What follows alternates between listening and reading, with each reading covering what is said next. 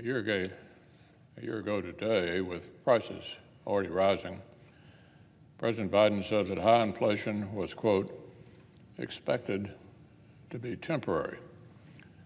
1 year later, after 9 straight months of inflation over 6%, the prices are now rising at their fastest rate in over 40 years. Last week's inflation report confirmed on paper what working families have been feeling for a year. President Biden's prediction was dead wrong. Instead, prices are skyrocketing and paychecks aren't keeping up. Real hourly wages are declining at breakneck speeds, dropping a full 1% last month alone. The average American worker got a full 1% pay cut just last month alone due to inflation. The Biden administration has tried to claim that we're, quote, stronger economically than we have been in history.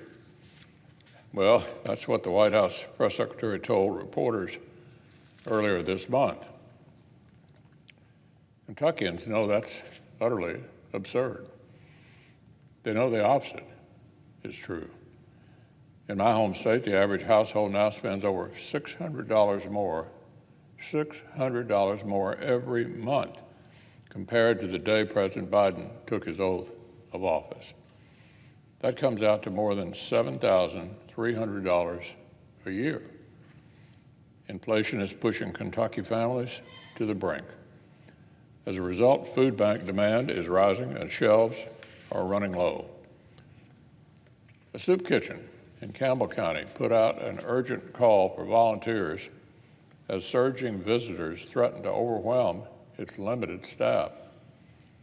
As the executive director said in an interview with Inflation and Milk, at $4 a gallon, they see people who never needed help before.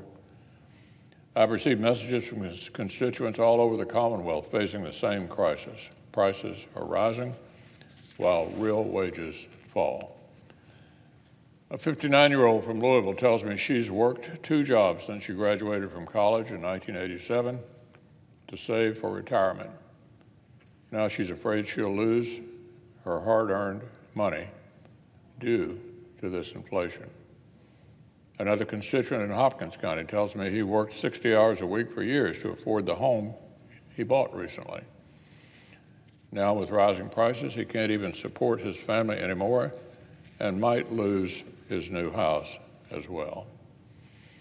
A couple in Lexington in their late 70s spends almost all of their fixed income on rent, utilities, and medical bills. They're struggling to find enough left over for food. What are we supposed to do? They ask. Families across Kentucky are asking themselves the same question every day. The answer from Washington Democrats is alarming, but not surprising. After spending us into inflation, they now want to tax us into recession.